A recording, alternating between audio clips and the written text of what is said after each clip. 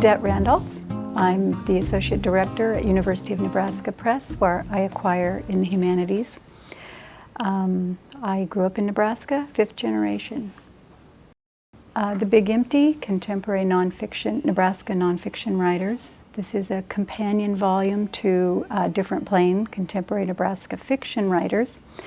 The idea came about because several years ago, the marketing department at the University of Nebraska Press had taken our fall list to New York to talk to reps there about the catalog, and they were very upset to see 4 Nebraska writers in the catalog. When the marketing department came back to the press and told me about that, I was really offended, and I felt that too often that Nebraskans apologize for being part of the state, and that our rich literary heritage was not known or respected, and that a lot of our contemporary writers did not really identify with the state because of that. And so I decided at that point that I was in a good position to pull together some of those contemporary writers, which is how A Different Plane began. And then at about the same time that I was doing that, I began to think that nonfiction writers also needed their own volume, and so now here we have both. I've spent almost all of my life in Iowa and Nebraska, and that is the subject of my writing. I keep coming back to those 2 homes again and again. I've written 3 collections of nature essays, personal essays. Have another one coming out from the University of Nebraska Press next spring, and I'm hard at work on a new collection of nature essays that doesn't have a title yet. I learned to write by imitating Annie Dillard. Reading everything she had written, imitating it.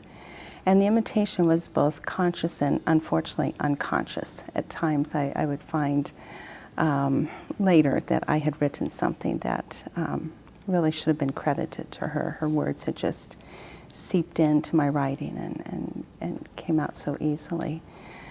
I'm glad I went to Sunday school as a child, and the Psalms in the Bible, some of that rich language, the imagery, the rhythms, I consider that an influence. I probably wouldn't have named that as an influence 10 years ago, but now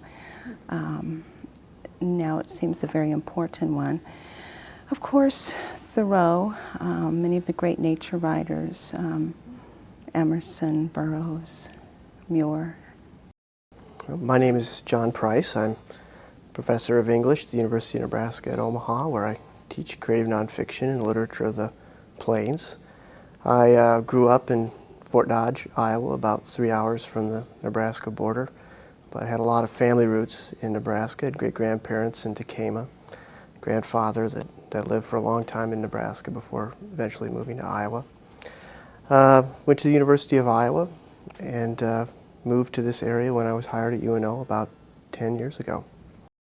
Well, I was thrilled to hear that Ladette was putting together that anthology of my first book, Not Just Any Land, is about my own journey to reconnect to the grasslands heritage that I knew very little about growing up.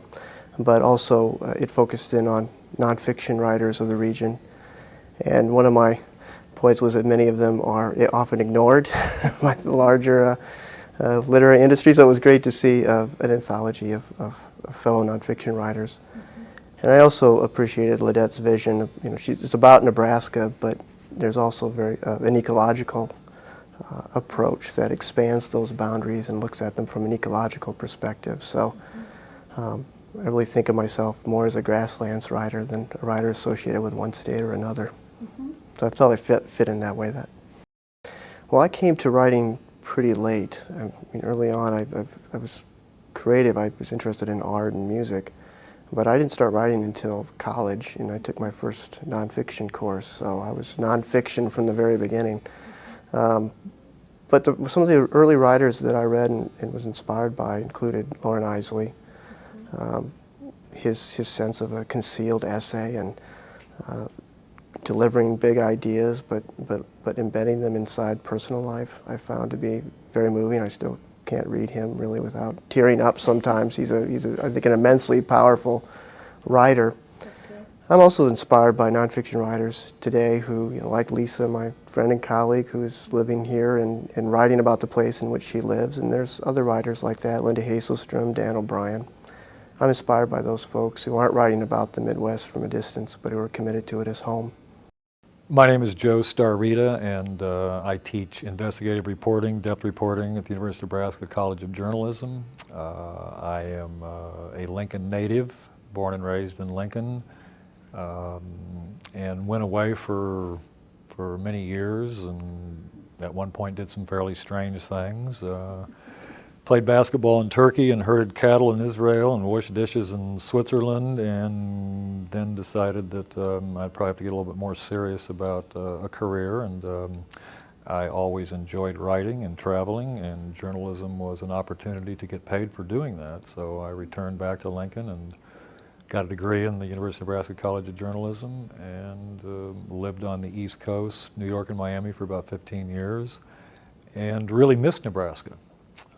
Those days when you would walk down Park Avenue in the middle of the day, in the middle of August, and it would be completely dark, even though the sun was out and it was a clear sky, and you don't realize the forces that get under your skin, like the sky and the landscape of Nebraska, until it's taken away from you. So I was a very happy camper when we made the decision to forego another year in New York and Miami and come back to Lincoln. Here I am. Well, one of the things that I am, among a number of things that I'm very interested in, is cultural identity. Cultural identity is something that really fascinates me, and I like to sink my teeth into it. And cultural identity, to me, has a lot to do with the landscape. That peoples from time immemorial have been defined to some degree by the land that they live on.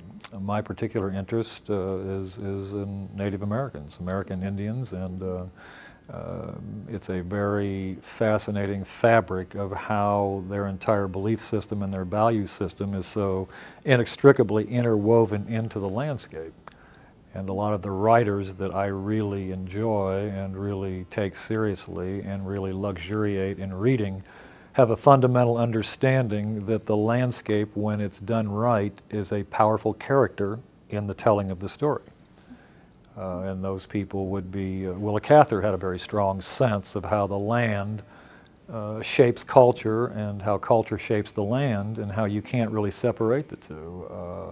Wallace Stegner had a very pronounced idea of how that all worked, and more recently Cormac McCarthy is somebody I really enjoy because of how lovingly he interweaves the power, the drama, the strength of the land into the telling of a story. And for me, that's just a really fascinating theme to explore, and one that I really enjoy exploring in a number of different ways. And I think you'll find that's a thread that runs through The Big Empty. I would say those are the three, that Willa Cather and Wallace Stegner and Cormac McCarthy. They all do something that I am very envious of to some degree, and like I said, I really enjoy exploring the idea of cultural identity. And I think that to examine how the land shapes that culture, and to question, without a culture, who are we? You can get into some very interesting areas. And to leap from that into a contemporary spin, I think that really that's one of the great tragedies of the Iraq War. We have no understanding of their cultural identity. And if we had even a fundamental understanding of their cultural identity and how it was shaped, we would have understood how difficult it would be to impose a Western-based liberal democracy on the people of Iraq, the people of the Mideast. They're two totally different cultures. We believe passionately that there should be a separation of church and state, for example. They believe just the opposite, that there should be no separation of church and state because of the way their culture formed, because of all the tribal-based warlord societies. And to think that you could go in and impose an entire different way in the early years of the 21st century on these people is just as much folly as to think that we could have imposed a liberal-based democracy on the Lakota Sioux in 1868.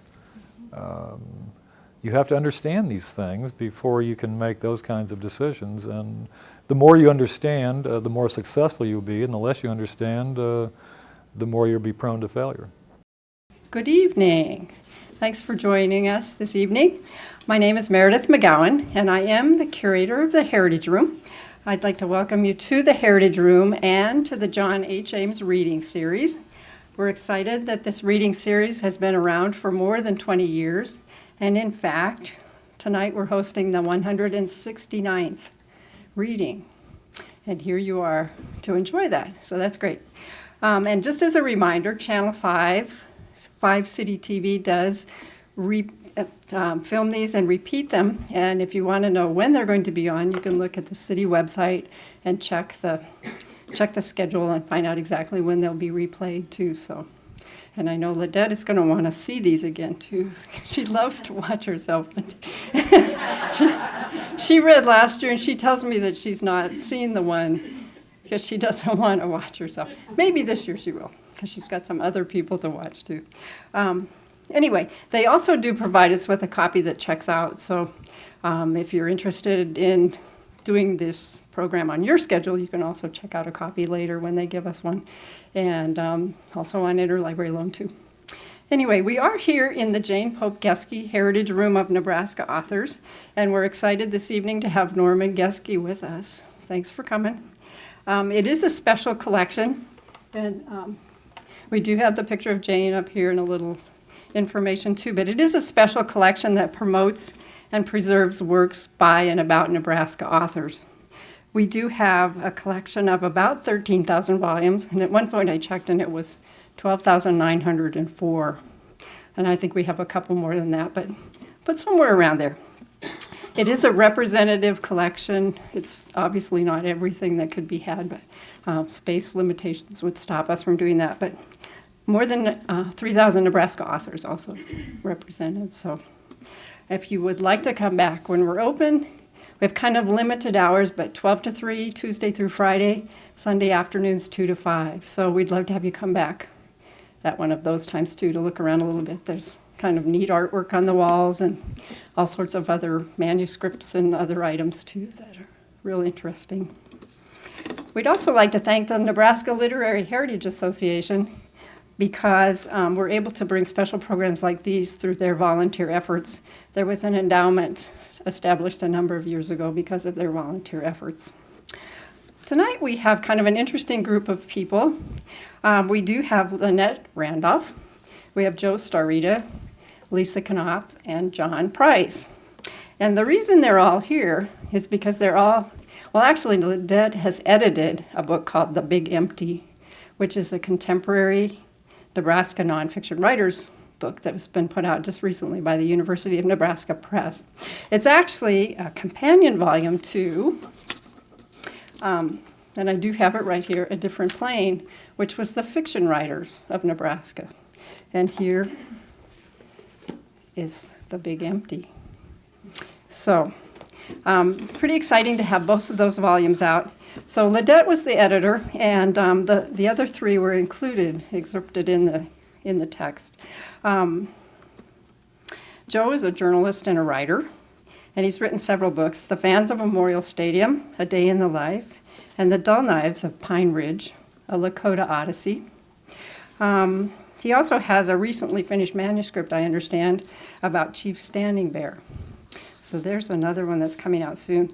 Lisa is an essayist and has also written several books: Field of Vision, Flight Dreams, A Life in the Midwestern Landscape, The Nature of Home, and also has a forthcoming title, Interior Places.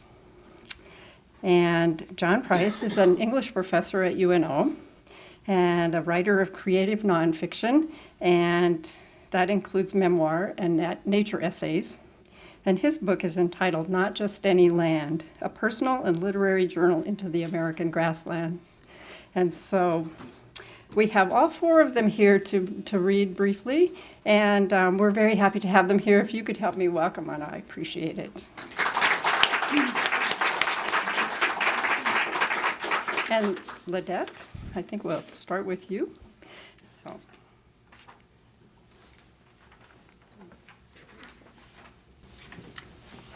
Thank you, Meredith, and thank you, Norman, and all those who are associated with the Heritage Room, and for your support of Nebraska writers, past and present. I will not be reading tonight because I am not a contributor to this volume. I edited the volume, and I kept myself out of it. To be included in A Different Plane and in The Big Empty, the writers needed to have at least one book published in the genre. So that means that a lot of people who are great writers in the state were not included, and I regret that. They also needed to be literary writers, and I make a distinction between writers whose main emphasis is on literature and not scholarly writers. Again, a lot of scholars who are great writers and even crossover writers had to be left out of these volumes. I'm astonished to see this many people here tonight. The literary community is stretched very thin in Lincoln tonight with David Sedaris and Judy Oringer and John Keeble, one of my authors at UNL, and so I'm so grateful to see all these nice faces here. I've had the great privilege of editing these two volumes and that showcase contemporary Nebraska writers. My reasons for doing it are both personal and professional. I feel that the state is overlooked oftentimes with this great literary heritage, and too often people don't really see it together, and too often our own writers don't think of themselves as part of that heritage.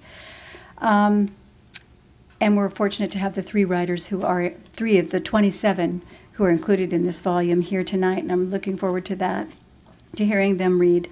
I'd also like to thank my colleagues at the University of Nebraska Press, who season after season produce beautiful books and who put all their professional expertise and loving care into producing these 2 volumes, as they do many other books. I want to talk a little bit before the readers come up about the University of Nebraska Press. The University of Nebraska Press and its paperback imprint, Bison Books, is an important arm of the university's outreach and a crucial department for the dissemination of intellectual work of scholars from across the country and from our own institutions of higher education. Each year, the press publishes nearly 200 books. We're internationally recognized for excellence in areas as diverse as Western history, European history, Native studies, fiction and theory in translation, sports and literary fiction, and memoir. As a not-for-profit publisher, the press depends upon grants from institutions and gifts from individual donors to help us publish worthy books that would not be published otherwise. The Big Empty, like its predecessor, A Different Plane, was made possible by a generous grant from the Nebraska Arts Council, and we thank them for the continued support of our efforts to showcase and promote Nebraska writers in this way. The royalties for both volumes go to the Friends of the University of Nebraska Press. If you're interested in knowing more about the Friends group, there are our most recent newsletters in the back of the room, and Meredith's holding that up. Our Friends group helps us by finding donors who help us to produce books that would be too costly for us to publish otherwise. And so if you're interested in knowing more about that, you can also visit our website, nebraskapress.unl.edu. When I began the initial research for The Big Empty, I was very fortunate to have the help of a brilliant young intern, the poet and translator Nina Shevchuk-Murray. Her insights and energy were so far beyond my expectations for an intern that I knew right away that I would have to share credit with her. I didn't at that time really know how much our lives would become entwined. She went on to become an editorial assistant at the press, eventually becoming my own assistant. She only left that position when she and her husband John took a Fulbright to Lithuania last year. They're back. They just got back, and so she's here tonight. And she is going to do a little more extended introduction of all of our readers. So Nina, thank you.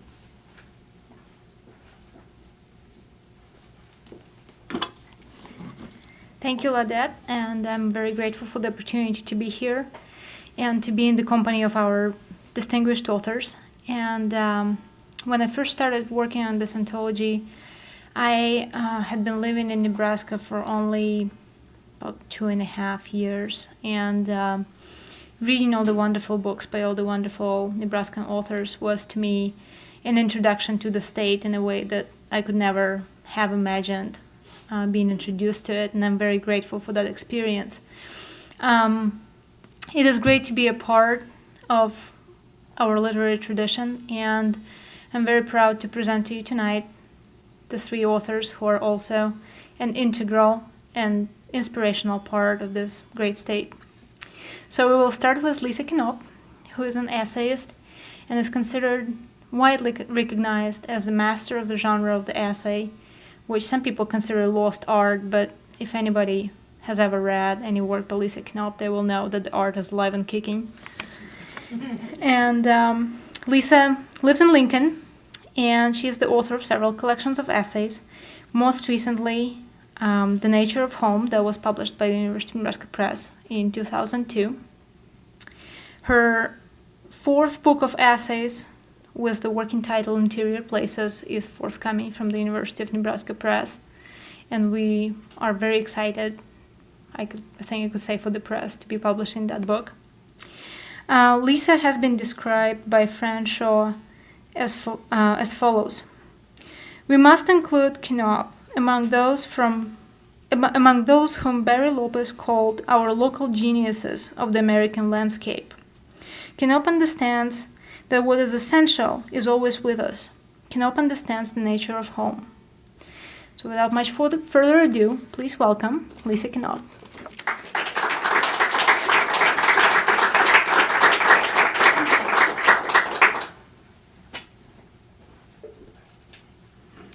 Thank you, Nina, and thank you to you, Ladette, for putting this book together. My essay is called Far Brought, and once I get into the reading a bit, I'll explain that unusual title. I'd like to explain first the circumstances of this essay. One nice May afternoon, my son and I drove over to Nebraska City and toured Arbor Lodge and strolled through the Arboretum. The shade was very lush and thick and green, and it was very heavenly there, and I kept thinking, I'm not in Nebraska. A real sense of dislocation as I was walking through the Arboretum. I went home and did some research on J. Sterling Morton. He's an important Nebraskan. He held local offices and national offices and edited the first newspaper in the state and was a farmer and an entrepreneur and best known for the founder and creator of Arbor Day. So the research explained to me why I felt so out of place at the Arboretum. From the moment they arrived in Nebraska territory, the Mortons had designs upon the land. In 1854, Carey and Sterling claimed and purchased a quarter section of land just west of Nebraska City on the highest ground in the area, now the site of Arbor Lodge. When facing the Missouri River just a few miles east of their claim, they saw bluffs covered with the western edge of the oak hickory forest and floodplains wooded with native ashes, willows, box elders, and cottonwoods. Because the then untamed Missouri flooded frequently and fiercely, scouring the lowlands of saplings and drowning older trees, the Mortons saw a riparian forest that was forever young. When they turned their backs on the river, they saw grassland broken by woodlands clumped near rivers and streams and in the lowlands.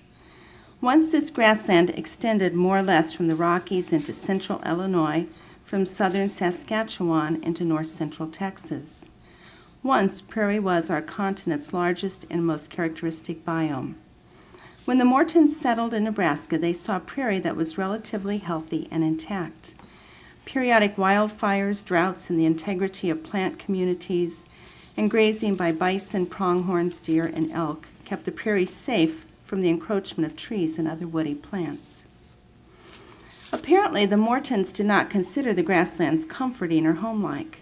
Sterling and Carey spent their childhood and early adulthood in and around Detroit, Michigan, an area forested with aspens, beeches, birches, hemlocks, spruces. But their earliest memories were set in even more eastern forests. Sterling was born in Ames, New York in 1832. Carolyn Joy French was born in Hallowell, Maine in 1833.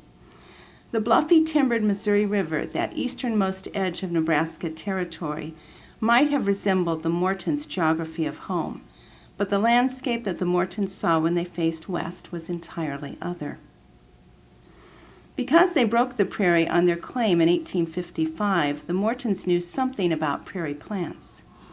In his 1871 address at the opening of the University of Nebraska, Sterling said, "One of the grandest of material labors is the reduction of untried lands to tillage." By grand, I do not know if he was referring to what he perceived to be the lofty task of converting any landscape to productive cropland or orchard, or if he meant that the job was grandly arduous. Certainly the latter was true. Those who used wooden or iron plows had to stop frequently to clean the sticky prairie soil off the moldboard. In Where the Sky Began, John Madsen writes that the roots of blue stems and prairie clovers were so tough and wiry that sometimes they damaged plows and injured draft animals. And breaking the tall grass prairie was noisy work. When sodbusters called the lead plant prairie shoestring, because when its strong roots were cut by a plow, they popped like breaking shoestrings. Nor was one plowing enough to subdue the prairie. Because most of the prairie's biomass is beneath the Earth's surface, the plants are safe from droughts, fires, harsh winters, hordes of insects, and big native grazers. Thus, the Mortons and other sodbusters found that the tough, deep roots of prairie plants had to be broken again and again before the land was safe for corn and wheat, planted fence row to fence row. No matter how much the rich, fertile soil yielded, Morton failed to see that treelessness and barrenness were not equivalent states. No matter how much money Morton made from the hogs, corn, and fruits he raised on prairie soil, he spoke of and acted with hostility toward the native landscape. In the March 12, 1870 issue of the Nebraska City News, of which he was the editor, he wrote of the need to, quote, battle against the timberless prairies. In his 1872 fruit address to the Nebraska State Horticultural Society, Morton claimed that his goal was to make Nebraska our nation's best timbered state. Sterling's biographer James C. Olson writes in On Christmas 1876, Paul Morton gave his parents letterhead stationery that bore an engraving of their house, Arbor Lodge, in the upper left-hand corner. Stuck in Sterling's farm journal is a sheet of this stationery on which he had scribbled from a photograph of house taken by Dr. Smith in Nebraska City in summer of 1876. Had the doctor set his camera in the same place 22 years before, it would have been a picture of barren prairie so far as the eye could see, without a tree in sight. Of course, Morton wasn't the first to be distressed by the timberlessness of the plains. When the first white immigrants arrived in what is now Nebraska, 3% of the state was forested, or rather 90% of the area was grassland. This landscape didn't satisfy the overwhelming majority of the immigrants, who were what Kansas historian James C. Malin called Anglo-American forest men. Part of the baggage these newcomers brought with them from Europe or the eastern United States was, in Malin's words, the belief that the presence of forest was natural and the absence of trees was a unmistakable sign of deficiency or abnormality of nature. So, when immigrants who rarely, if ever, had seen the sun rise or set on an unobstructed horizon arrived on the Great Plains, they felt overwhelmed, frightened, or diminished by the open land and sky. Many of them were so fixated on the lack of trees they could not see the grasses, the rich soil, the integrity of the prairie communities. Shortly after his arrival in Nebraska, Judge Edward R. Hardin of the Territorial Supreme Court wrote to his wife in Georgia that he was catching the first boat home and would never return to Nebraska territory. It is poor country, no timber, sickly and out of the world and settled up with savages. One of those savages, Omaha Chief Big Elk, told members of Major Stephen H. Long's 1819 expedition, "If I even thought your heart's bad enough to take this land, I would not fear it, as I know there's not wood enough on it for the use of the whites." Sterling was successful in his goal of recreating his estate in the image of his old home in the East. Immediately upon arriving on his quarter section, he began planting trees. Dr. George L. Miller, founder and editor of what is now the Omaha World Herald, wrote in the May 13, 1868 issue of that paper of his friend's landscaping activities. The farm itself bears the most gratifying evidence of Mr. Morton's early appreciation of what was needed to make it yield the solid as well as the luxurious comforts of home. His orchards, numbering hundreds of apple trees, remind one of those a century old in the East. All around that splendid farm may be seen proof of the constancy with which Mr. Morton has given direction to fruit and tree culture. He is constantly sticking the cuttings or roots or fruit of forest trees into the ground. Morton was not content to transplant native cottonwoods from the riverbanks and bottoms. When County Commissioner Oliver Stevenson brought seed potatoes back from a trip to Pennsylvania, Morton wrote in the February 2, 1867 issue of the Nebraska City News, "If every Nebraskan who visits the East would look after matters of this kind and emulate Mr. Stevenson by introducing new and improved kinds of grains, vegetables, and fruits, the whole state would be much benefited." Morton hoped that tobacco and hemp would become staple products of Nebraska. Likewise, he introduced Suffolk pigs into Otoe County, adding imported fauna to the imported flora. When Carrie returned from a trip to Pikes Peak, she brought an Engelmann spruce seedling and a tomato can to add to the arbor.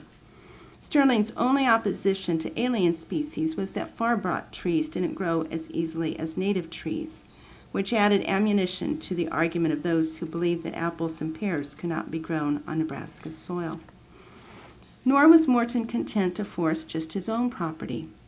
On January 4, 1872, he offered a resolution to the State Board of Agriculture, of which he was a member, to establish a tree planting holiday.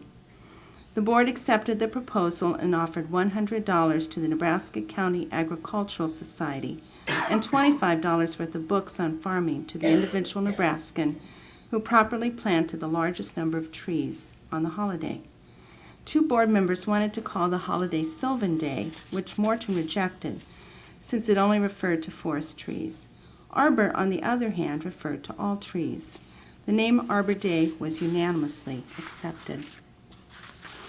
Well, needless to say, it became a well-established holiday, and we are now known as the home of Arbor Day. You find that on signs along the border of the state.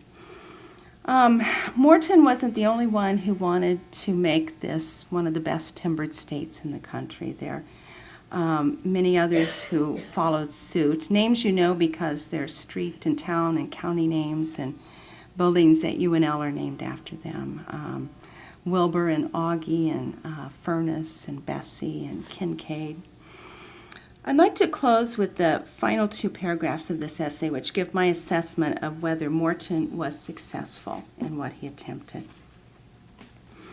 In one respect, Morton and the other forest people were a magnificent failure. Despite their tree planting zeal, despite Morton's legacy of 128 years of tree planting incentives, at the turn of the millennium, only about 3% of Nebraska is forested, the same percentage as was forested a couple of hundred years ago. What has changed, however, is where one is likely to find trees. The native deciduous forest on the west bank of the Missouri has been cleared for agriculture and the expansion of such Missouri River cities as Omaha, Bellevue, Papillion, Plattsmouth, and Nebraska City. Native red cedars have moved out of the river valleys. Dams and reservoirs have reduced floodplain forest, yet flood control has permitted trees to clog rivers and streams, robbing sandhill cranes and migrating waterfowl of their preferred habitat. At the same time, tree planting in cities, the only tree planting efforts on the Great Plains that I support, since trees reduce the heat island effect, clean the air, and create the rather sheltered, rather private outdoor enclosures that we want near our living spaces, is far below what it should be. According to Assistant Nebraska State Forester Dave Mutter, Nebraska's urban forest is less than 50% stocked. But in another respect, Morton and the other forest people were a magnificent success. A recent National Wildlife Report states that only 0.2% of the prairie remains, making it the rarest and most fragmented ecosystem in the United States, the one in gravest danger of disappearing altogether. John Madsen observes that today it's easier to find virgin groves of redwoods than virgin stands of tall grass prairie. Even when one does find a stand of never-broken prairie, it is usually but a fenced-off plot, a museum piece, too tiny and isolated to accommodate those species with large territorial needs, too tiny and isolated to even suggest its former range and glory. Now we can only imagine what once lay outside the Mortons' back door. Dark bison moving through bright, seemingly endless acres of big blue stem, golden sunflowers, white asters, and purple gayfeather. Thank you.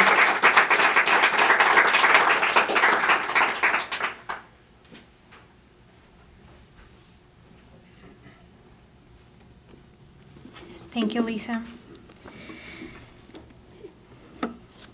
John Price was awarded the 2004-2005 fellowship from the National Endowment for the Arts.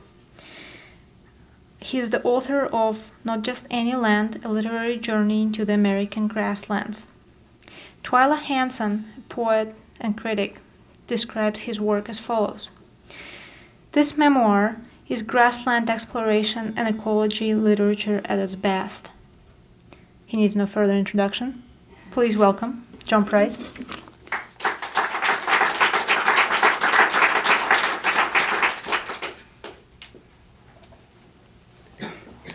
Thanks, Nita, and I want to thank you and Ladette for making this possible. I think great editors not only have a gift of working with individual authors, but they create communities of authors, and this is an example of that, and I'm so pleased to be a part of it. My book, Not Just Any Land, was about my journey as a native Midwesterner to try to connect with the lost prairie landscapes of which Lisa writes so beautifully. So it was a journey from a sense of disconnect from place to a sense of commitment. Now that I'm inside that commitment, I've been writing about the ways that nature has found me in unexpected, sometimes unwelcome ways. And this piece is about that. It's entitled Nuts. Originally published in Orion. I got a lot of very interesting mail, which I'll talk about later. But several weeks ago, I was having a driveway conversation with my neighbor, Todd, when we were interrupted by loud chittering noises. We turned and saw a red fox squirrel chasing a black one up the side of a bur oak. I told Todd I suspected one of those squirrels was running around inside the walls of our house. You know, he replied, I read somewhere that red squirrels would chew the nuts off black squirrels to keep them from reproducing. Then he walked back to his yard. I took that as a threat.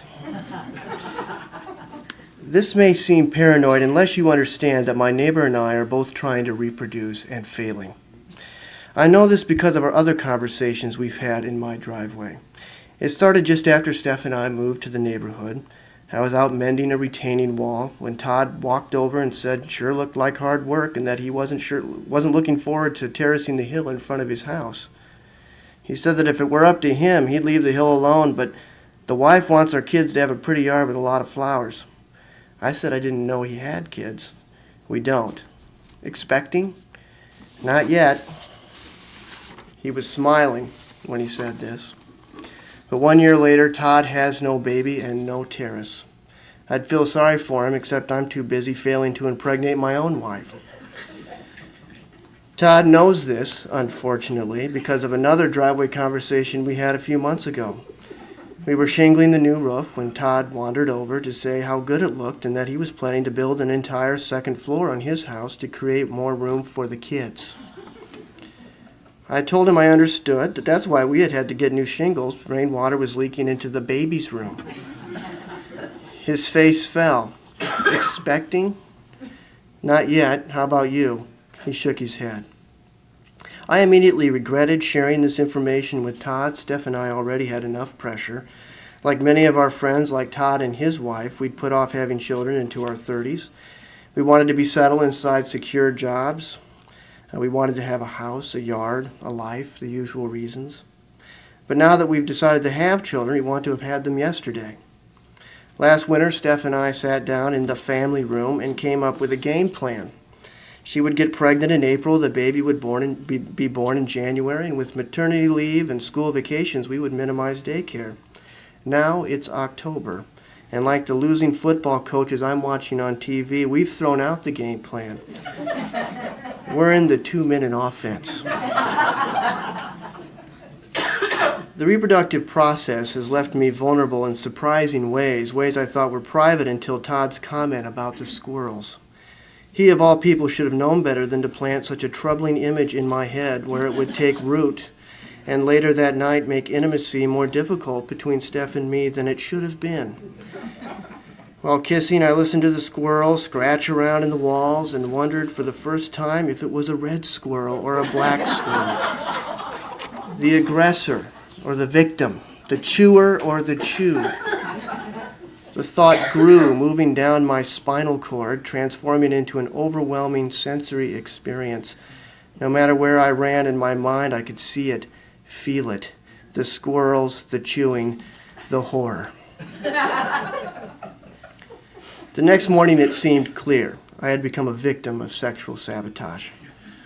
Todd, my apparently benign neighbor, had drawn first blood in a campaign to prevent me from continuing my genetic line, from succeeding where he had failed. I've since realized that Todd is not to blame for our failure to conceive, but at the time it felt better than blaming myself. Now I'm used to blaming myself. There's no rational reason to do so. I haven't tested sterile, and 6 months isn't a terribly long time to try to conceive. Plus, I've been weathering reproductive pressures for years. Shortly after we were married, we were talking casually with friends about having children when their 5-year-old daughter suddenly grabbed my hand and pulled me over to a pen near their barn. "See," she said, pointing at a pair of humping pygmy goats, "someday you'll plant a seed in Stephanie just like Sparky's doing, and she'll grow a baby." I laughed, of course, as I did when years later my Grandma Catherine told me at my graduation that smarts don't mean much unless you pass them on. Even when the day finally came, as it did for Sparky, to plant some seed, the first few months were lighthearted, providing easy excuses to order pizza, rent stretch films, and experiment. Something changed in September. Steph stepped into the bedroom doorway, and I could tell by her face that we'd failed once again. I spent most of the night holding her, listening to the sobs, finally understanding how strung out by hope we'd become. Steph fell asleep, but I didn't. I went downstairs and out onto the deck. The night was beautiful, no wind, the moon casting the woods into silver relief. I'd been watching it for weeks, noticing fireflies sparked in front of a young spruce where I knew a goldfinch nest was hidden.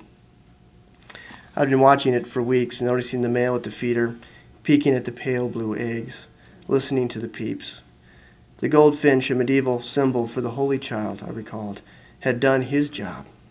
Now he was probably sound asleep in the spruce, which at that hour seemed not so distinct as in the day. It seemed instead to have fallen back into the woods, back into the immense tangle of life from which, to my sudden grief, I had somehow become freed. The next morning, I wondered aloud what I had done wrong. Was it the jeans, the too tight jeans in high school? The pimple medication? Was it too much laying around in front of the television while writing my dissertation? I went on until Steph slammed her hand down on the table and told me to knock it off, that it's not my fault. It's nobody's fault. If one of us is sterile or infertile, she said, it's just as likely to be her. Let's wait until we get tested before we panic. Steph was trying hard to be reasonable, I know, but what we felt that night was beyond reason. It was also strangely beyond the circle of our love for each other. I think I realized this for the first time that morning, how the possibility of infertility had thrown us back into ourselves as individuals, John and Steph, male and female, to work through it in our own ways. And over the next few weeks, aside from the late night sobbing, or maybe because of it, Steph seemed to be working through it better than I was. She met with friends, took walks, weeded the garden. I, in contrast, avoided people, especially those with children. I also avoided the outdoors, avoiding moving quickly from front door to car door to office door. I found that if I lingered too long in the open air, I'd start feeling like the boy in the bubble, convinced that my body was a troubled, poisoned ecology sealed off from the fertile cycles of life around me. In such a state, every bug, every leaf, every wild cry mocks. After a week or so of intense indoor activity, I'd almost convinced myself that I could hide from the daily reminders of my failure. But then the outdoors came indoors, the squirrel. It dug a hole under the new roof and started scratching around inside our bedroom walls. The first time I heard it, Steph and I were trying, and it distracted me. By visiting us in that moment, the creature seemed to be flaunting its reproductive prowess. Its 2 litters a year, its ability to mate while hanging onto a tree branch, wrist rotating 180 degrees. I tried to change the channel to a different pest, but each time obscure reproductive facts and the voices of various Orkin men surfaced to deflate me. What if the scratching wasn't a squirrel but a mouse? Mice can have 12 litters a year and over 80 young a year. Roaches? A roach can get his head cut off and continue mating for a week. A bird? In one species, the males have the human equivalent of 50-pound testes. It didn't matter. Squirrel, mouse, roach, bird, they were all eating away at my home, eating away at the very foundations of my ability to reproduce. So I gave up hiding indoors and returned to neglected yard work. That's when I had the unfortunate squirrel conversation with Todd, and the weirdness intensified. Over the next few days, I became increasingly worried that Todd would impregnate his wife first, thereby exacerbating our pain, and through that stress, further reduce our chances. When I caught myself watching him and his wife in their front yard, studying them for signs of success, giddy laughter, hand-holding, flower-picking, I knew something had to give. I decided to turn to my closest male friends for advice. I planned to begin by asking them about fertility and then, if it went well, raise the psycho factor. It didn't go well. Most seemed reluctant to talk, hiding behind easy prescriptions like boxers instead of briefs. In my altered state, I interpreted their reticence as further proof that all men, know it or not, are in genetic competition with each other and cannot be trusted for advice. There were, however, a few who tried to be helpful. One confessed that he and his wife had resorted to artificial insemination. His story got me thinking more about the promise of medical miracles, fertility treatments, for instance. Maybe we'd end up with septuplets like the McCaheys and get a free house and a minivan from the governor.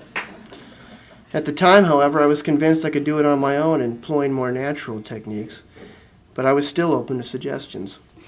One friend recommended trimming the hair off the scrotum to keep it cool. This sounded like a risky procedure, and for all I knew, that was his intent. I'm done talking to men now. I've been talking to God instead, confessing, cutting deals. Late at night, I feel with remorse for the ways I've wasted my body's resources over the years, spilling them randomly and without purpose. I worry this wastefulness has been a kind of sin against God for which I'm now being punished. So I've been praying for forgiveness.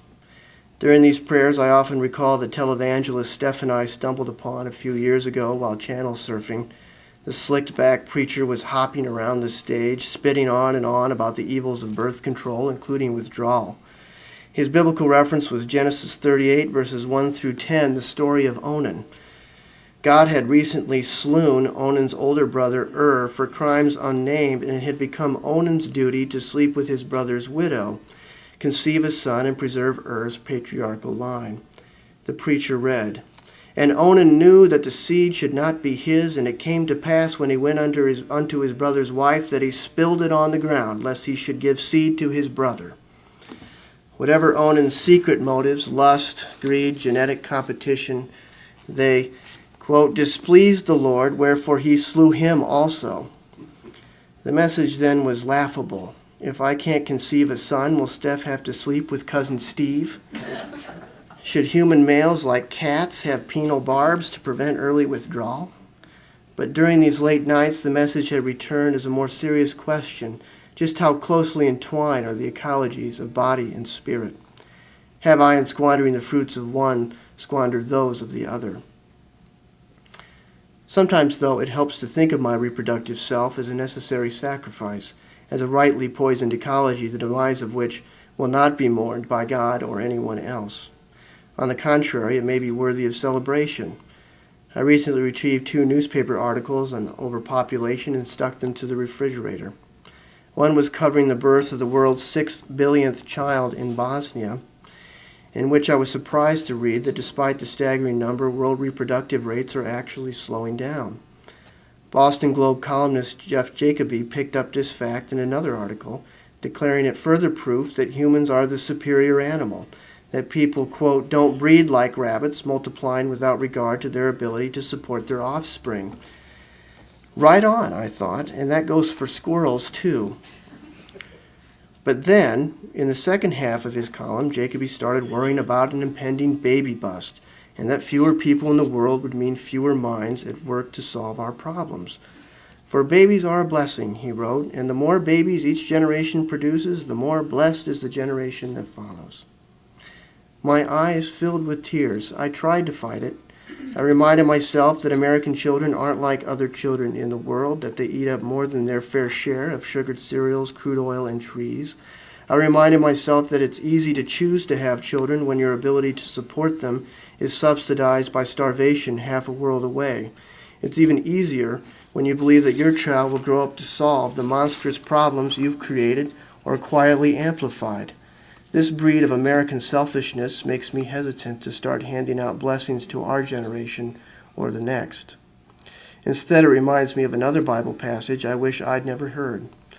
Of those to whom much has been given, much will be required. When I think about that one for too long, I feel with fear that God may, in fact, be just. Still, I wept over the article, not because of what Jacoby understood, but because of what he did not seem to understand.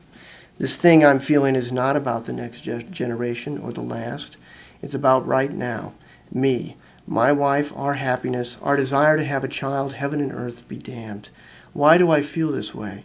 The question had been frantically knocking around my brain, finding nothing close to an answer. Then, yesterday night, I had a dream. It occurred just after Steph and I, despite the squirrel, had successfully completed our 7th straight day of trying. I was lying in bed, thinking that I finally understood how rutting elk die from exhaustion when I drifted into sleep. I woke up in a tree. It was a large tree with no top or bottom, filled with lots of people, billions of them. They were each holding a ladder that extended way down toward the bottom of the trunk, too far to see. The ladders were wobbly and fragile, but not more fragile than the arms holding them or the faces searching their lengths. I was holding my own ladder, afraid that whatever might latch onto it would be heavy enough to pull me off the branch, but even more afraid that nothing would latch on at all. So I held steady, even as my arms began to tremble and cramp, even as others around me fell or sobbed or shook their empty ladders, even as they shouted and screamed because they thought they'd seen, just for a second, a small dimpled hand reach out for them from below. It had been a while since I shared with Steph any feelings or thoughts related to having children, but this morning I told her about the dream. At first she offered a safely scientific interpretation. The ladders are DNA strands, the rungs chromosomes. We're all up the same proverbial tree trying to extend the genetic line. Then she abruptly got up from the table. "How did we become so desperate?" she said, and walked out of the room. Desperate. I let the word reverberate through the bowl, the spoon, the bones. I became defensive. Desperate was what I had been at the junior high dances, skulking along the dark edges of the disco lights, watching girls dance with other boys, wondering if I might ever know the sweet privileges of flesh. That wasn't who I was now, or was it? The dream, the feelings did indeed seem desperate, and despite what I thought, they had brought me closer to the natural world, especially to the squirrels. Always in a hurry, high-strung, panicked like my adolescent self. Tree dwellers, as I was in childhood and even earlier, millions of years ago when our species was cut off from the main genetic branch and cast onto the savanna to fend for ourselves. How desperate might we have been then to feed, to reproduce, to move, leaving our footprints in the newly settled ash of volcanoes. I'd read about them somewhere, those ancient footprints. They were uncovered in Central Africa, 3 figures moving in a straight line, the Laetoli ape man and presumably his mate and child. At one point, the prince revealed that the ape man paused and turned himself to the west. I wondered what he saw. Food? A rival male? A mirage of trees? Was he desperate? Or was he just amazed at a world once again changing, transformed by forces beyond his understanding, the thick volcanic air pulling across his future like the skin of a snake? Within that pause, he might have felt a twinge, an inward turn towards his mate, his child, the source so deep it was beyond his memory, beyond the place where memory matters. In that place, there is no he and I, no generations or species or nations, no reasons to consider. In that place, there is only the one reason, life. Then again, the ladder in my dream might represent the actual ladder in my garage, the one I should haul out and use to reach the gutters, desperate for cleaning. I can see from my windows that they're clogged with leaves, which may also explain the tree image in my dream. I've been putting off cleaning them until perhaps I have a teenage son or daughter to do it for me. I look over and see that my neighbor has the same problem with his gutters. I haven't talked to Todd in a while. The last time I saw him, he was standing in his still, unterraced yard, dressed in a Chicago Bulls basketball jersey, swinging at dandelions with a 9-iron. Winter is almost here, and I wonder what he's been doing to prepare. Despite my lingering suspicions, I'm half inclined to call him, to offer to help with his gutters. Maybe he'll offer to help me as well. Maybe in the coming years of this generation, as we and our houses grow older, he and I are going to need each other more than we think, learning to exchange one of the few blessings we may have in us to give goodwill. In the meantime, the squirrels already crossed the boundary between us, running from his yard to mine and back. I have no idea if what Todd said about them is true. At the moment, I see both black squirrels and red, but neither seems interested in hurting the other. They just seem busy. Between the oaks in Todd's yard and the walnuts in mine, they have a lot of work to do. I can hear them now, the walnuts thudding against the ground, one after another, as if there will always be plenty, as if none of it matters. Thank you.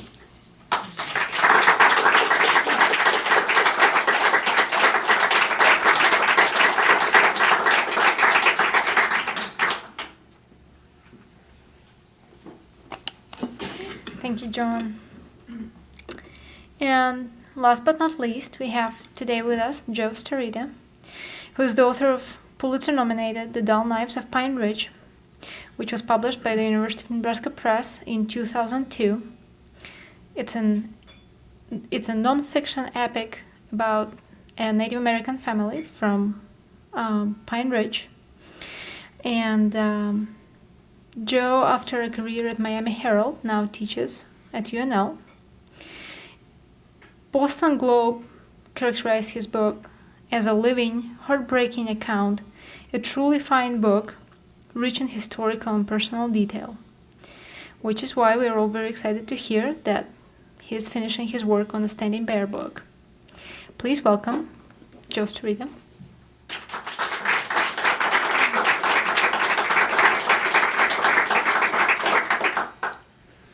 Well, I was warned that John was a tough act to follow, and now I have the proof. Who needs David Sedaris?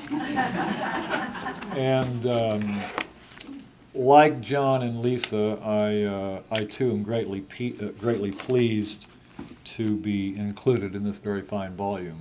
It's a wonderful work, and to be one of 27 authors selected out of a pool of several hundred is an honor that I don't take lightly. And like Ladette, I also thank you and commend you for taking time out of your busy lives to come here and join us and do whatever we can, our part, to help celebrate the written word, which is always kind of thrilling in the YouTube generation. So I thank you for that. I've more or less been, the last 3 years, been engrossed in writing a book, a manuscript length book about Chief Standing Bear. And I decided very late last night that I would read from this, and so I apologize that I haven't timed this out We were told to keep it to 15 minutes, but Ladette has promised to give me a sign if I do what I typically do, was to get obsessed and disappear into my own world. If I also see a number of you nodding off, that will also send a powerful signal. So I thought that I would just plunge in and read from one of the chapters in this book. By way of getting into this, Standing Bear is the general arc of this story pretty much well known among this group. How many of you have no idea who Standing Bear is and don't really know what he means in Nebraska history? Nobody? Oh, okay, a couple. Okay, all right. Well, just very quickly, the subtext, and as a setup piece for the chapter I'm about to read. Standing Bear and the Ponca had lived for many generations in their ancestral homeland near the confluence of the Niobrara and Missouri River in northeast Nebraska. They were a small tribe, they were a peaceful tribe, they were an industrious tribe. They protected white settlers and ranchers around them. They were in many ways kind of what Thomas Jefferson had envisioned in this Jeffersonian democracy that he hoped would take shape in the Great Plains. These sturdy yeoman farmers who would be the backbone of this new democracy, repealing all of the horrid lessons learned at a great bloodshed in Europe with the feudal system and kings and queens and monarchs and all that kind of stuff. Unfortunately, through what the government later termed was a blunder, the United States government in the Fort Laramie Treaty of 1868 inadvertently gave away the Ponca ancestral homeland to their bitter enemies, the Lakota. So faced with the prospect of either dealing with a large, powerful, very courageous and skilled group of warriors, or a small, docile group of Ponca, deciding which one of those had to leave, it was Standing Bear and his people who got the short end of the stick. So in the spring of 1877, the cavalry arrived at the confluence of the Niobrara and the Missouri, and they turned the Ponca's faces south, marched them for 2.5 months on foot from South Dakota to Oklahoma, where the Ponca were in no way, shape, or form equipped to deal with the conditions in Oklahoma, the heat, the humidity, the flies the size of mountains, and they began to die very quickly. In December of 1878, Standing Bear's only son was dying of malaria on the floor of their tent along a dank creek bed in Oklahoma.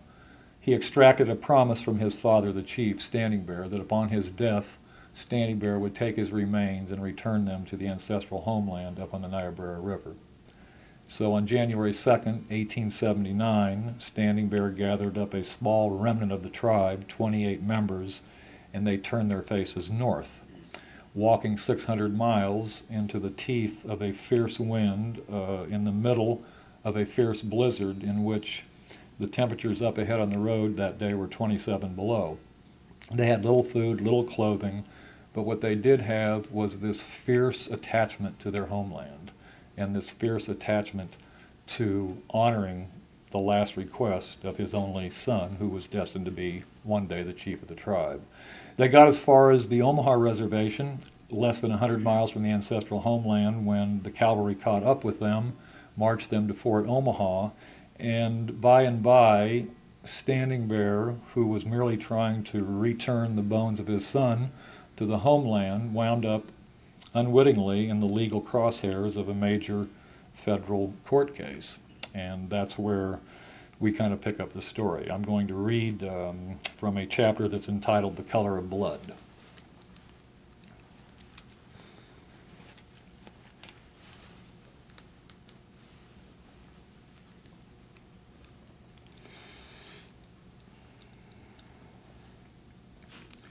By the spring of 1879, the United States of America was well on its way to becoming a formidable presence on the world stage. Its divisive, bloody Civil War had ended 14 years earlier, the crippling issue of slavery had technically been resolved, and Thomas Jefferson's vision of an American West filled with productive citizen farmers was an everyday reality.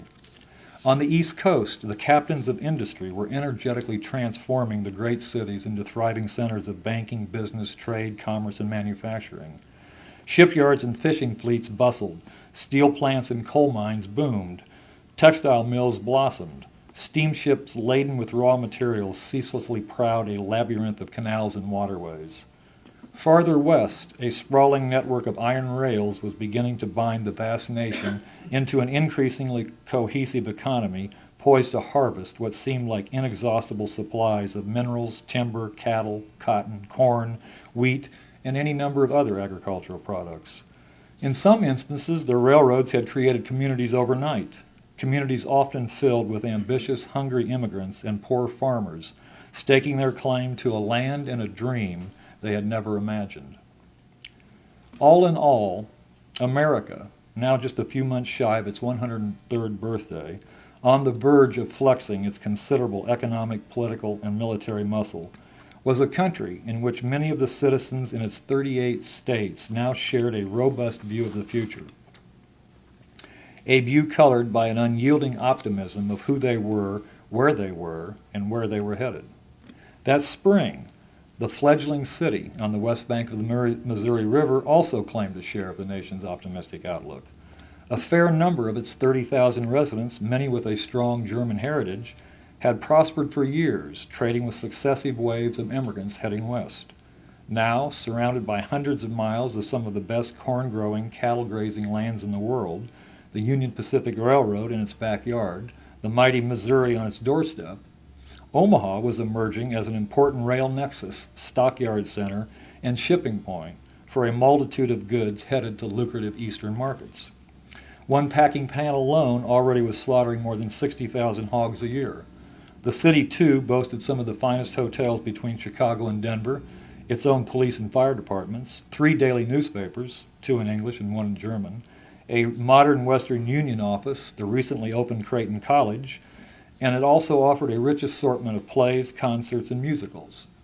For much of the decade, it had also maintained a strong frontier flavor, a lawless edge that gave rise to no shortage of whiskey shops, gambling parlors, and brothels. Come election day, votes were commonly bought and sold for $1, and so it was not unusual to see some of the same citizens moving briskly from one polling place to the next. Along the way, the riverfront city had also been transformed into an important military outpost. Its Omaha barracks had recently been renamed Fort Omaha after becoming the headquarters for the Department of the Platte, a vast region stretching from Nebraska to Montana, from Canada to Texas, a military territory now under the control of Brigadier General George Crook. 3 miles south of the general's office, like a sentinel keeping watch on its wayward citizens, an imposing 3-story limestone building anchored the downtown corner of 15th and Dodge Streets, the home of the United States Courthouse. As April gave way to May of 1879, 200 Mormon converts passed through Omaha on their way to Utah, and famed Boston lecturer Joseph Cook arrived to promote a discussion on the ultimate America. Torrential rains sparked widespread flooding that month along the Missouri, and scarlet fever raged throughout the city. Frank Kleffner caught a gray mare at the corner of 15th and Farnham Streets, and Lou Wilson, looking for her husband one fine spring evening, smashed the windows of a neighborhood brothel, severely gashing one of her hands. A new pair of children's shoes went for $1.50, and a bottle of Bill's hair and whiskey dye, black or brown, fetched 50 cents. The fire department was about to elect new officers for the year, and the Grand Lodge of Colored People closed out its annual session with a marching band and a rousing street parade. In early May of that year, careful readers of the Omaha Daily Herald also spotted another event about to unfold in their city. It was conveyed to them in one sentence on page 4 of a News in Brief roundup column. The arguments in the Ponca habeas corpus case are being heard today by Judge Dundee, who will probably take the matter under advisement for a day or two before rendering his decision. That spring, far beyond the elegant Herndon House Hotel and the bustling brothels, beyond the busy stockyard and the stoic Federal Building, 26 Ponca men, women, and children milled about their lodges inside Fort Omaha, pondering their future in a nation poised to transform the world order for decades to come. Inside a trunk in one of the 3 lodges lay the bones of a teenage boy, bones that remained more than 100 miles from his ancestral homeland. Throughout the long days and weeks they had been held as prisoners in the fort, their presence had spawned a number of questions, questions that neither the people, their chief, nor anyone else could really answer. Did he have the right to walk away from his reservation to keep a promise? Could he sever himself from his tribe and start a new life if he wanted to? Could he and his people be integrated into the dominant culture, or would they continue to slowly die off on the margins? Did the government have the legal power to arrest and imprison him? Could the army move his people whenever and wherever it wanted? Did the Indian, any Indian, have any legal rights at all that a white man was bound to respect? That spring, they wanted to try and find some answers, try and find out who they were in 1879 America, how they were to fit into the nation's vision of itself, and what the lives of their children's grandchildren might be like in a 1979 America. Many of the questions confronting Standing Bear inside the fort 3 miles north of the city were the same ones that had confused and confounded the government for more than a century. Since 1776, its policies toward the native inhabitants had lurched from the forced removal of the 1830s and 1840s to the treaty era of the 1850s and the 1860s to the reservation system of the 1870s. Francis Walker, Commissioner of Indian Affairs from 1871 to 1873, had once attempted to define the underlying concepts of the reservation system. Under that system, he had said, it was expressly declared that the Indians should be made as comfortable on and uncomfortable off their reservations as it was within the power of the government to make them, that such of them as went right should be protected and fed, and such as went wrong should be harassed and scourged without intermission. But now, as the nation's considerable economic, political, and military might began to congeal, a 50-year-old father, en route to bury his son along an ancient prehistoric riverbed, had unwittingly posed a modern legal challenge. He was about to force the government to answer these questions, to sharpen its constitutional focus on what had been a murky picture of a people who had been on the land for as long as anyone could remember. That spring, the government was unwavering in its view of the legal landscape. It was certain Standing Bear had gone wrong by leaving his assigned reservation, by fleeing to another one without their permission, by defying the system that had been installed by the Indian policy experts in Washington. So they had arrested him, detained him, and ordered the military to return him to the hated Indian Territory. And they were equally certain that a judge would confirm the military was well within its legal rights to punish Standing Bear, to uphold the policy, to keep the integrity of the reservation system intact. They were certain, too, of one other thing, that an American Indian had no legal standing in a federal courtroom, that he had no legal right whatsoever to sue a United States Army general. When Standing Bear looked out from atop a small hill outside his lodge near the fort, a hill he often climbed in the weeks after his arrest, he could see the city 3 miles to the south and the swollen river to the east. But there were a good many things he could not see and he could not know. He couldn't see some of the forces that were gathering strength in some of the nation's most important cities. He couldn't see what some of the nation's most influential newspapers were saying about him. He couldn't see the flood of telegrams that some of the local ministers and preachers were sending on his behalf. And he didn't know that the citizens of Omaha's Jewish community had begun taking up a collection to pay for his lawyers. From the top of the small hill where he often sought refuge, he could not see and he could not know, in the 2 years he had gone from arrest and detention in one fort to arrest and detention in another, that he had also gathered about him an unusual constellation of allies, not the least of whom was the United States Army's powerful commander of the Department of the Platte, Brigadier General George Crook.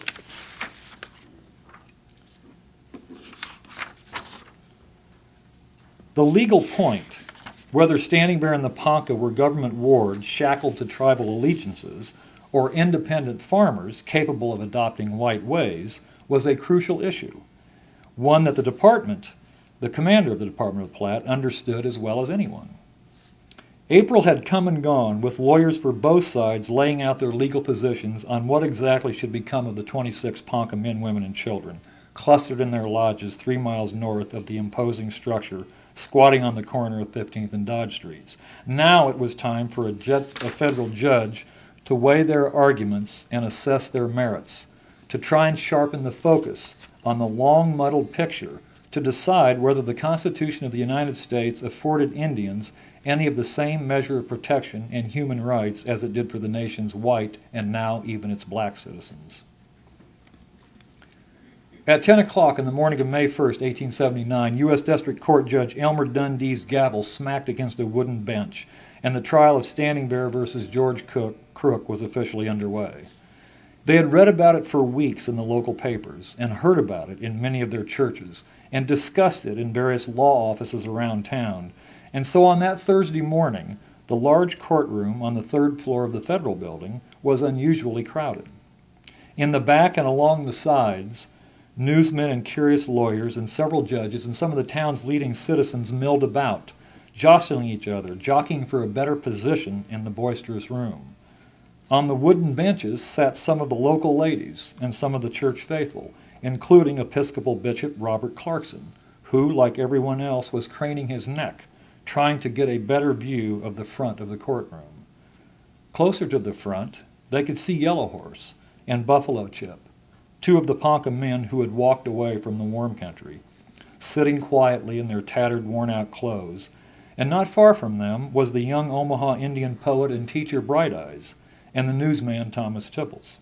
Near the front, squirming on the lap of a middle-aged woman, they could see a young boy, the orphan grandson of Standing Bear and his wife, who was looking after him and calming him in the moments before the first witness was called. They could see that General Crook, a first-rate taxidermist who much preferred civilian dress, who liked to stalk the prairie collecting butterflies and bird eggs, and who often padded about in worn-out moccasins, had actually arrived on this unusually warm spring morning in the full dress of a brigadier general. And when the crowd temporarily parted, when there was a fleeting glimpse all the way to the front, those clustered in the back and along the sides and on the benches could also see something that no one had ever seen before. An American Indian, dressed in traditional clothing, seated at the plaintiff's table in a United States courtroom. Delayed by heavy spring rains and widespread flooding, the judge had just arrived from Lincoln the night before, but now he was settled on the bench, and he asked the attorneys representing Standing Bear to call their first witness. It goes through 2 days of trial testimony, and the judge allows both attorneys, towards the end of the second day, to begin their closing arguments. And so I think, in the interest of time, I will just skip to those closing arguments.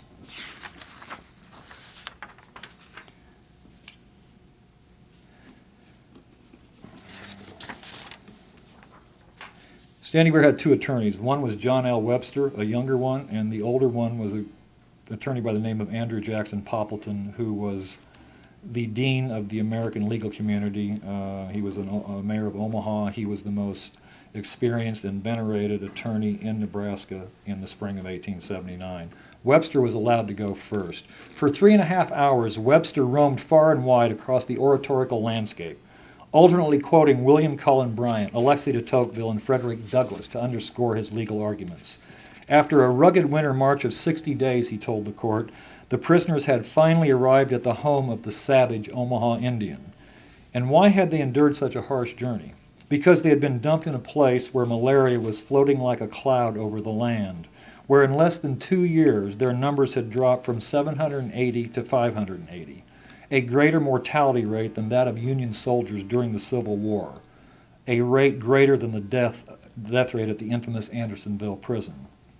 But mostly, Webster began to bear down on the issue that had now taken center stage. If Standing Bear and the Ponca had broken away from the rest of the tribe, he argued, if they had declared their independence and commitment to a new way of life, then they had come under the protection and out from under the government's yoke. They had no right to return. The government had no right to return them to the lands they owed or to share the Omaha, and the government had no legal right to restrain, detain, or return them. After all, wasn't that the point of the 14th Amendment? to promote and protect individual rights and liberties. That the Indian prisoners qualified for its protection, he told the judge, there could be no doubt. To drive home his point, Webster quoted directly from the amendment. All persons born or naturalized in the United States are citizens of the United States and cannot be deprived of life, liberty, or property without due process of law. And so if these prisoners, born on American soil, were not citizens, argued Webster, then what were they? Are they wild animals, deer to be chased by every hound?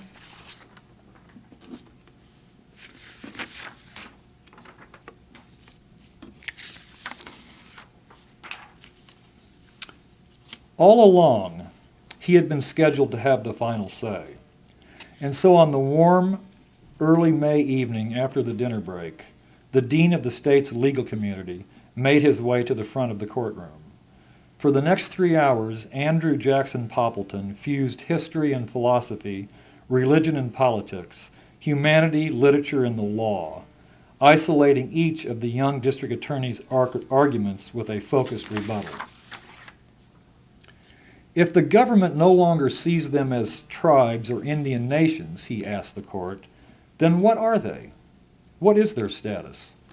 Are we to say that the Ethiopian, the Malay, the Chinaman, the Frenchman, and every nationality upon the globe without regard to race, color, or creed may come here and become a part of this great government, while the primitive possessors of this soil are alone barred from the right to become citizens? He did not believe, he said, that this government, his government, would do such a thing. I have been accustomed to believe that I lived under a beneficent government.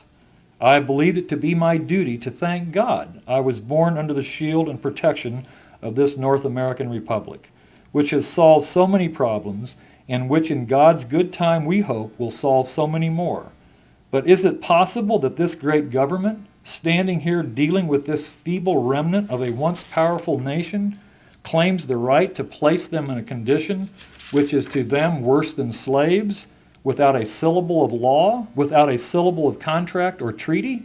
I don't believe, if Your Honor please, that the courts will allow this, that they will agree to the proposition that these people are wild beasts, that they have no status in our courts. If it be true that these Indians have no souls to save, the churches had better leave them alone, had better not try to induce them to lead a civilized life if they have no rights, not even the right to that salvation which has been proclaimed as free to all.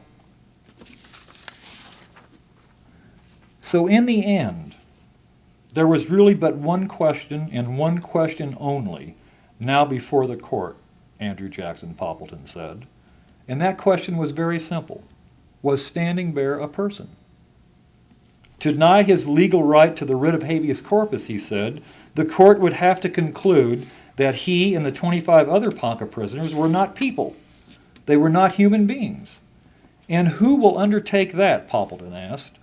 Why, I think the most touching thing I have heard in courts of justice or elsewhere for years was the story this old man told on the stand yesterday of the son who had gone with him to the Indian Territory, whose education he had cared for, whom he had nurtured through the years of boyhood and sent to school in the belief that that boy would be a link between him and the civilization to which he aspired, that he would protect him from the wiles of Indian agents, that there would be one person on the wide earth, the issue of his own loins, who would stand between him and the whites, whom he knew from experience were trying to overreach him. He said to that boy as his eyes were closing in death in a foreign country that he would take his bones to his old home up on the running water and bury him there, the place where he was born. The lawyer paused in turn, glancing at Standing Bear. That man not a human being? Who of us all would have done it? Look around this state and look around this city, and find, if you can, the one man who has gathered up the ashes of his dead, wandered for 60 days through a strange country without guide or compass, aided by the sun and stars only, that the bones of that kindred spirit may be buried in the land of their birth. No, it is a libel upon religion. It is a libel upon missionaries who sacrifice so much and risk their lives in order to take to these Indians that gospel which Christ proclaimed to all the wide earth, to say that these people are not human beings. It was now well after 9 o'clock, almost 12 hours since the day's session began. The three lawyers had spoken for more than 9 hours, and the large crowd of prominent citizens, of clergy and church faithful, judges and lawyers and newsmen, the general's large staff decked in military uniforms, and their wives all milled about after Poplin finished his closing argument, heading for the door. Before the crowd began to file out, the judge made an announcement. Although the trial now had officially ended and the legal proceedings were finished, one last speaker, he said, had asked permission to address the court. The judge supposed it was the first time in the nation's history such a request had been made, but he had decided to grant it, and he had earlier informed all the lawyers of his very intention to do so. So the crowd settled back down and turned its attention to the front of the courtroom. They all saw him rise slowly from his seat, and they could see the eagle feather and the braided hair wrapped in otter fur, the bold blue shirt trimmed in red cloth, the blue flannel leggings and deerskin moccasins, the red and blue blanket, the Thomas Jefferson medallion, the necklace of bear claws. When he got to the front, it is said, he stopped and faced the audience and extended his right hand, holding it still for a long time. After a while, he turned to the bench and he began to speak in a low voice, his words conveyed to the judge and the large crowd by the interpreter. That hand is not the color of yours, but if I pierce it, I shall feel pain. If you pierce your hand, you also feel pain. The blood that will flow from mine will be the same color as yours. I am a man. The same God made us both.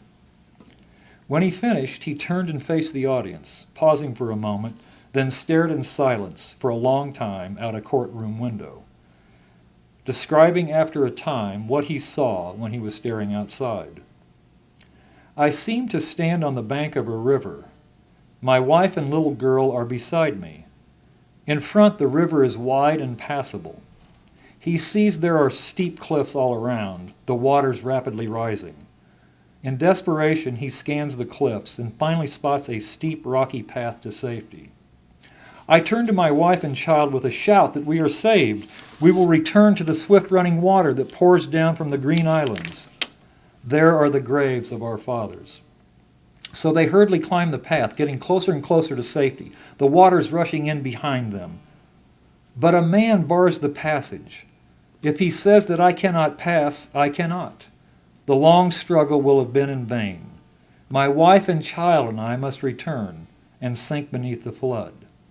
We are weak and faint and sick. I cannot fight no longer. He stopped and turned, facing the judge, speaking softly. You are that man. In the crowded courtroom, no one spoke or moved for several moments. After a while, a few women could be heard crying in the back, and some of the people up closer could see that the front-tier judge had temporarily lost his composure, and that the general, too, was leaning forward on the table, his hands covering his face.